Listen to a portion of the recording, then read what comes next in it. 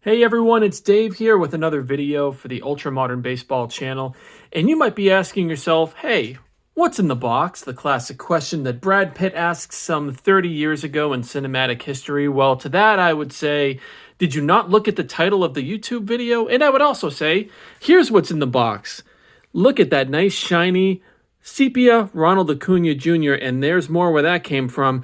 That's right, this is my second straight year of collecting the Topps Chrome MVP buybacks. Now, if you're not familiar with the Topps Chrome MVP buyback program, the reigning MVPs from Major League Baseball this year, Ronald Acuna and Shohei Ohtani, if you have base or refractor cards from the most recent Topps Chrome release, you can turn those in at participating local card shops for store credit.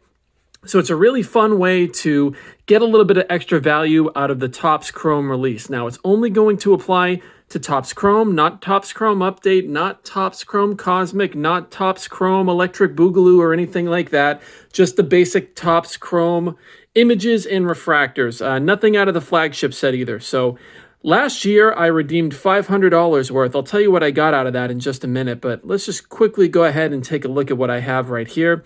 We have the sepia, the pink, and these refractors, the unnumbered refractors, are worth $40 in store credit. So feel free to keep tabs on how much I have here as we go through.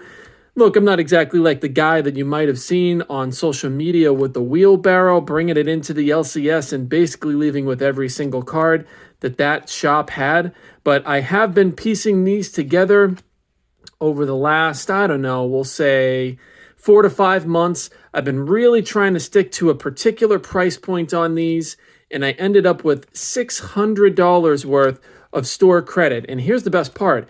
I only ended up paying about 55% of the buyback value. So if you do the math on that, 55% works out to something like, I'm not exactly sure, $315 I would have paid for all of this. So I hope my math is right. It might be wrong. Feel free to fact check me. But the fact of the matter is I have a lot of bonus money to work with.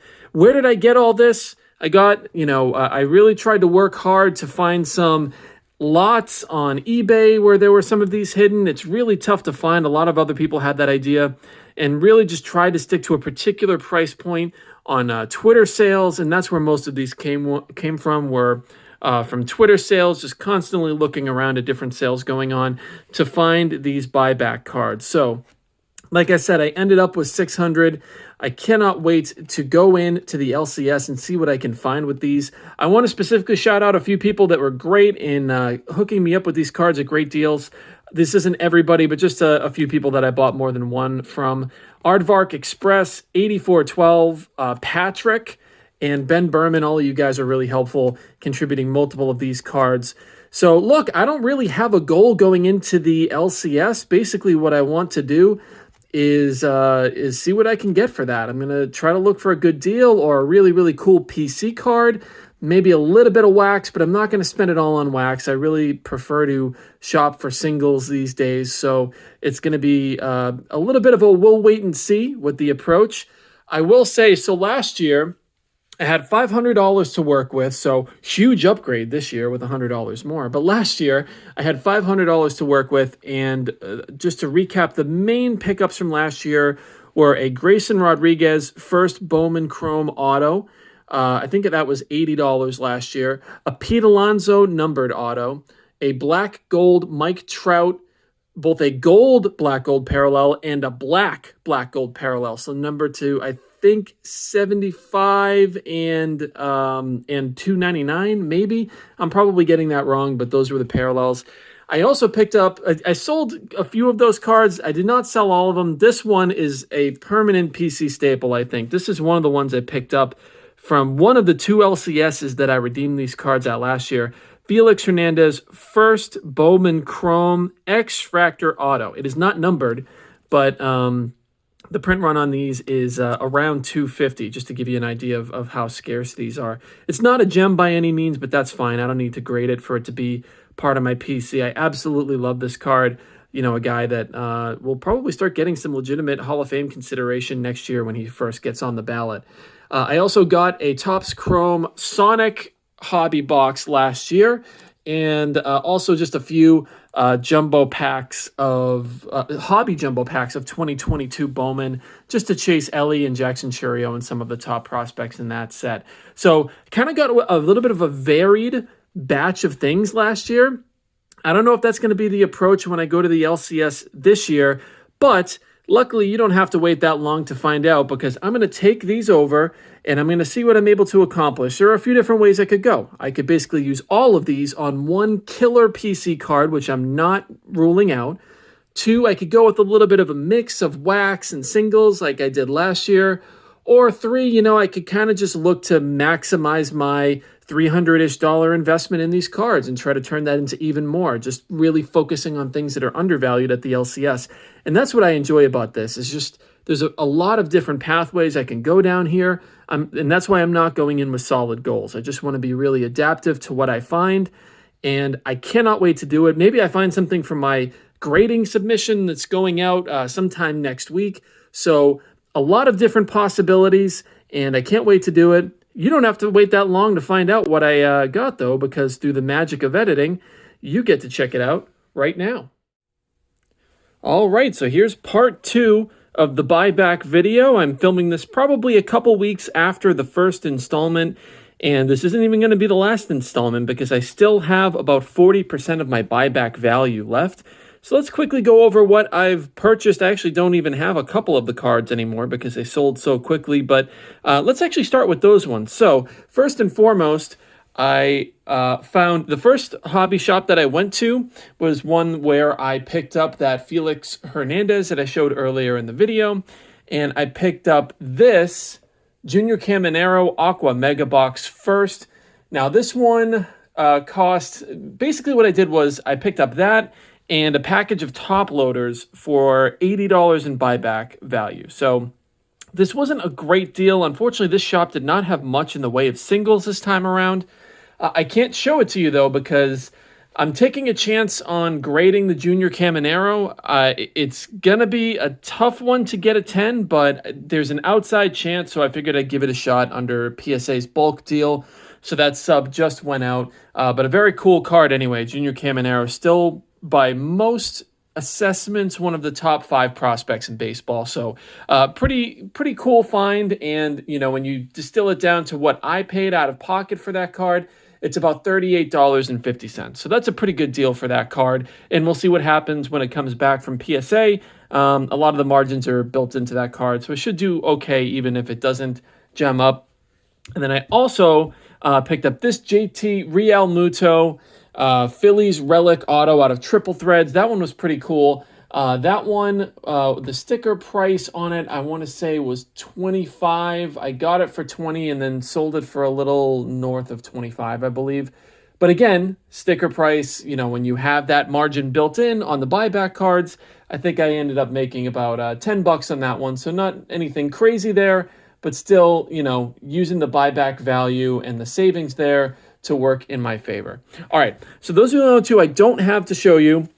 And again, this is going to be installment 2 of, I think, a 3-part video. Hopefully it doesn't go too much longer than that. The buybacks actually expire as of when I'm recording this in a couple of weeks, so I have to make sure that I'm spending that. But anyway, so I went to 2 other hobby shops. I'm going to show you, this one is one I haven't been to. And so it was nice to check out a new hobby shop just across the state border from where I am, about a 45-minute drive. And I picked up a few cards here. Let me just separate those out. I'll save that one back here. All right, so no crazy pickups here, but a few dollar bin cards. Jackson Churio, Transformative Talent. I'm basically picking up as many of his cards as I can find for around the $1, $2 range. Inserts, stuff like that, because I think he's going to have a J-Rod kind of effect when he finally hits the majors. Obviously, the Brewers have a lot of faith in him, and I think his cards have room to grow. Aaron Judge, Bowman's Best. That's just a base refractor for $1. Figured it's worth a shot. This was a cool find in the dollar bin. Joe Ryan, Generation Now Black. So that's a rookie, and it is numbered to $2.99 for $1. Well worth the shot. Mackenzie Gore, Rainbow Foil. Pretty cool looking card. I think these tend to go for like $1 or $2. So again, nothing crazy, but again, remember, dollar, these are all of a sudden 50-cent cards, so that's helping out quite a bit on the margin. 50 cents, 55 cents, whatever. Who cares about a nickel, right? Seiya Suzuki, that's a black parallel and Topps Gold label. So, parallel rookie, Cubs player, popular Cubs player, figured why not. And then this one was, I think, a couple of dollars. I forget. I think maybe I got a little bit of a discount on it because it was bulked in with the other ones. I don't exactly remember. But Esteury Ruiz, and that was a purple out of 75. Actually, I can look it up for you because the dollar values are important when we're talking about maximizing your buyback value. And this ended up costing me out of pocket $1.65. So pretty good deal there. I think it was. I think he charged me $3 in terms of the buyback value for it. So that was a cool find. All right, so that was one hobby shop, and I'll get to these boxes in a minute. Another hobby shop I went to, I spent a little bit more, and some really cool finds there. So we got this Christian Yelich Real One Auto. This was a $20 sticker price. So, again, for me, I'm counting this one as $11 out of pocket. Heritage Real One Autos, always really, really collectible. I know Yelich hasn't been the superstar player the last couple of years that he was for a while there, but for that price, still figured it was well worth it. So that was a cool find. How about this one? Jordan Walker Magenta out of $3.99. Now, as I mentioned in the first video, I was looking for some potential graders to send along. So obviously this one caught my attention. But, unfortunately, it's got a little bit of a back corner issue. It's not going to show up at all, I'm sure. Let's see, is it this one? Yeah, you can kind of see it there a little bit. It's just a little bit of a flat corner. It's not a terrible situation, but it's not a gem either. So I couldn't send that one along. So this one was stickered at 30 and no, it was stickered at 40. I talked them down to 30 on this one. So out of pocket, this one is $16.50. Pretty good deal when you look at the comps for those cards. And this one was such a cool find too. This is actually my first radiating rookies I've picked up, either from my PC or just in terms of buying and selling. Matt McLain, radiating rookies. If you're not familiar, it's an insert out of Topps Chrome and Topps Chrome Update. They're essentially short printed, so you don't, come across a lot of these. This was a pretty cool find. It was $50. I took it at that price. So $33 out of pocket for me, $50 in terms of the buyback value. Really cool find. Again, another one that I was hoping would be sent along to PSA, but it just didn't pass my quality standards. Nothing crazy here. Centering's actually great. No big nicks or anything like that. I think it's just a couple of surface issues, and you got to be really, really careful with what you send along. So it did not make the grade, literally, for me. But still a great find at that price when you consider what these go for in terms of comps. Anywhere from $60 to $80 to $90 on these radiating rookies for Matt McLain. So that was a good find. I also did pick up some wax. I, wasn't planning on spending a ton of the buyback value on wax, but you know what? It's the best time to do it because, again, you're chopping away quite a bit of that margin. So this one here, the third hobby shop I went to where I picked up the Esteury Ruiz, they were clearing out these Topps Series 2 hobby boxes. They had it on a discounted price. So it was $65 for this. When you consider the out-of-pocket cost, did I write this down? I believe I did. Where is it? Yes, the out-of-pocket cost for me, $35.75. So $36 for a hobby box. Now, you're not guaranteed an auto out of here, but you can chase Jordan Walker parallels. You can chase Corbin Carroll parallels. Series 2, great product. It might have been my favorite out of all three flagship products when you consider the print run and the caliber of the rookies in here. So really, really good product. I was excited about that. And then this Topps Heritage high number hobby box. This one cost me, I believe it was $60 for a sticker price, but so out of pocket for me, $33 for a Topps Heritage high number hobby box. Yeah, absolutely, I'll take that. I mean, those of you that have ripped Heritage in the past, you can find some crazy stuff in here. I've maintained that I think it's one of the best case breaks that you can do because they have such great, on-card autos. You can find some rookie parallels. You can find some short printed stuff. You can find some things from legends of the past. So a lot of potential here. And again, for $33 for this, $36 for this. I mean, that's the kind of price I want to be at for a hobby box if you can take it, right? So no guaranteed autos in those. We'll see how it goes. I don't know if I'm going to open them on the channel or not. That's to be determined. But I still have some more buyback dollars to spend. So you know what? Let's go ahead and we'll fast forward into the future and let's see how I wrapped up spending all of that buyback money. All right, now it's time for the third and final part of the buyback video. But before I do that, I'd be remiss if I did not give away another Ultra Pass. So if you're new to the channel, I give away an Ultra Pass in many of my videos, which entitles you to 2 cards from my prize box. All you have to do to enter is be a US resident, like the video, subscribe to the channel, and then comment with the password, which is provided in each video. In this video, if you want to enter for an Ultra Pass that will be given away in the next video, the password will be Buyback, as in Topps Chrome Buyback, BUYBACK, one word. That's going to be the comment and the password for this video. So let's go ahead and give it away from the last one. We have our URL right here. We're going to put in our keyword filter, and the password for the last one was deals. So we'll go ahead, we will continue.